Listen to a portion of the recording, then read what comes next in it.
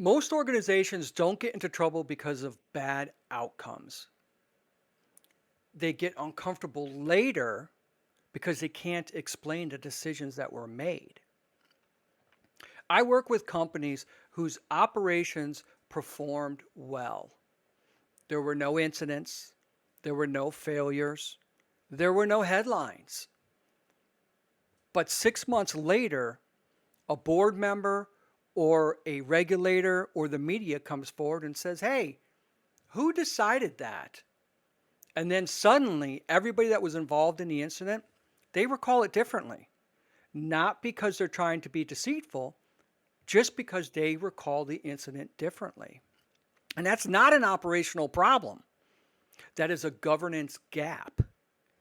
Typically, what happens is escalation occurs through awareness, not authority.